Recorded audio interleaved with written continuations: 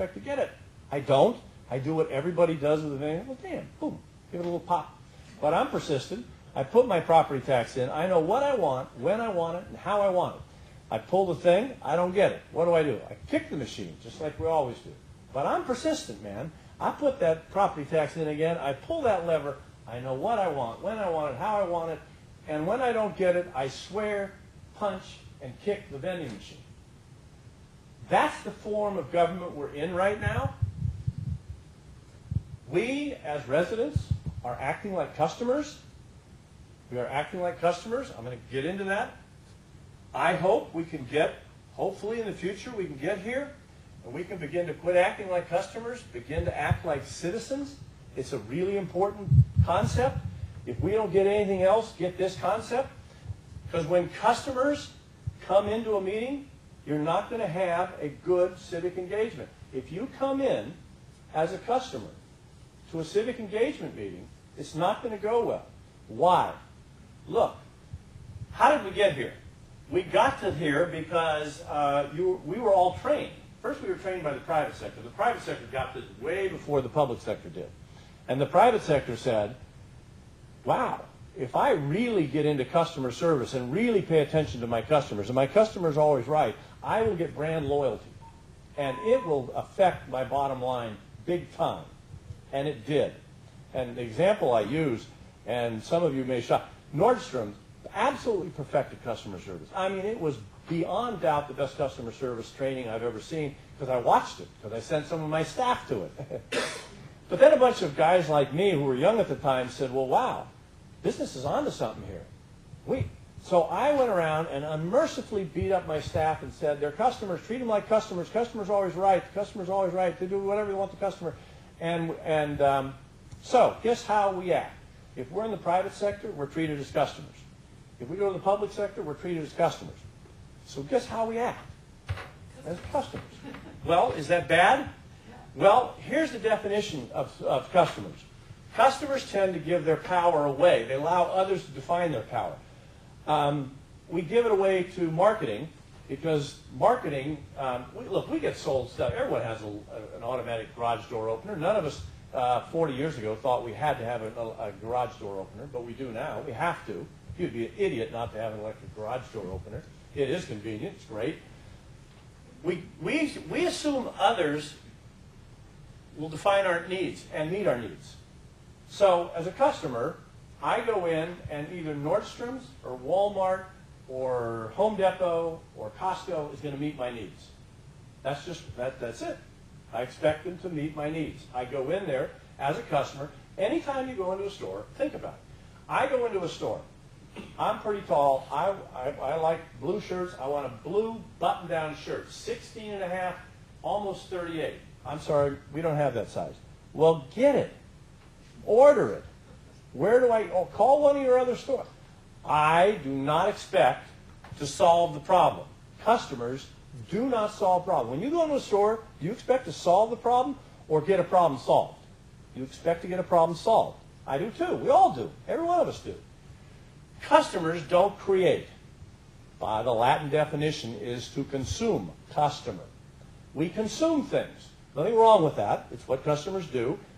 The customer, look, we need customers. I'm not trying to criticize them. I'm just saying, as a customer, this is how I operate. I also think in terms of I and me, not we. When I go into a store and I'm looking for this shirt, I'm not a great shopper, but I want to go in, kill the shirt, drag it out, and be gone. I don't go into a store and say, I wonder if these other people are getting their needs met. We just don't do that, right? So if we come into a meeting thinking that we are going to consume something, that we're not going to solve problems, and it's about me and not everyone else, it's going to be a bad meeting. It's going to be a bad meeting.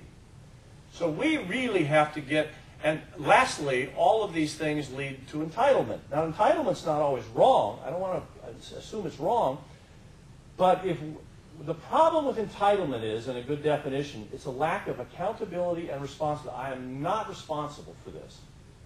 And if you come into a meeting and say, we want to meet around our youth, we want to meet around traffic, I have no responsibility for this, then we're going to have a tough meeting. So it's about trying to get people to pay attention and say, look, when you come to the meeting, you've got to be a citizen.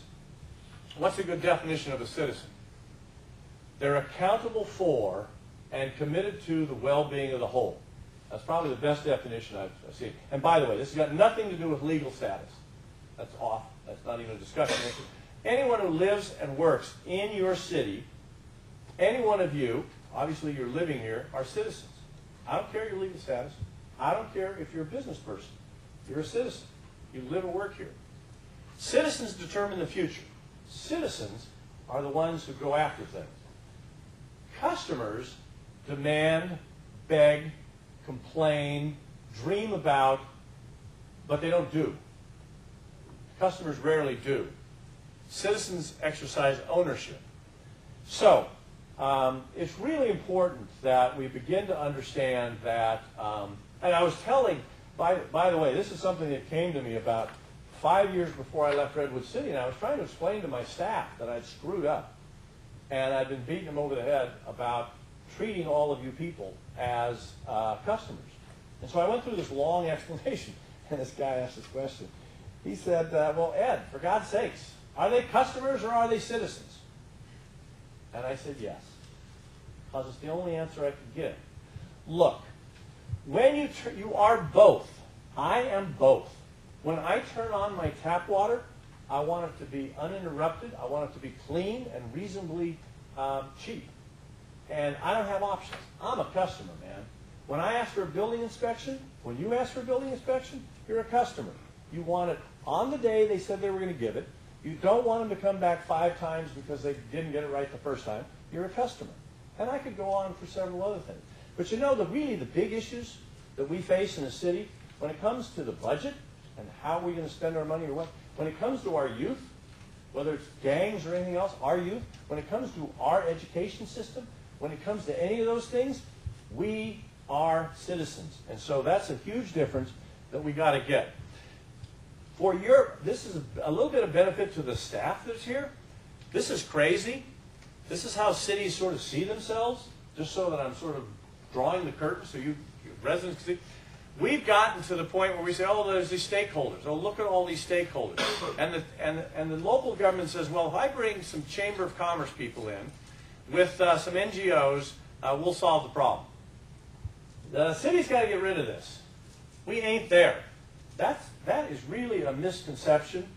It says that we can solve all things and be all things to all people. And we can solve everyone's problem.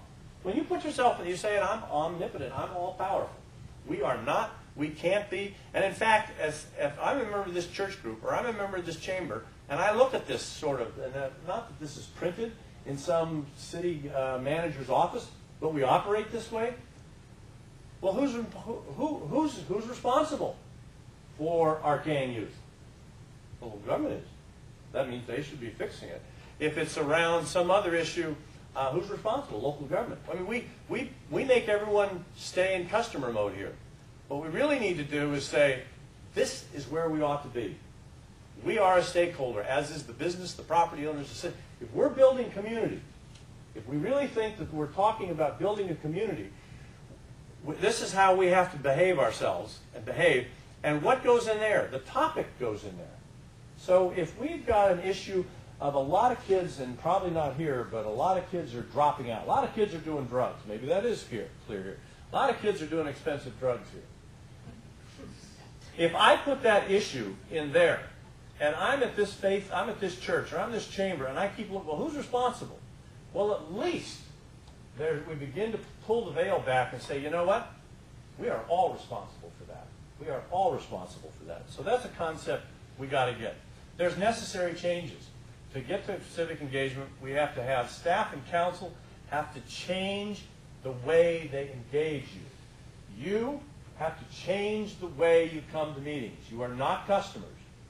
You have an accountability and a responsibility for what happens in this community. As they go forward in the general plan, you have an accountability and a responsibility to make that the best general plan that Mill Valley has ever had.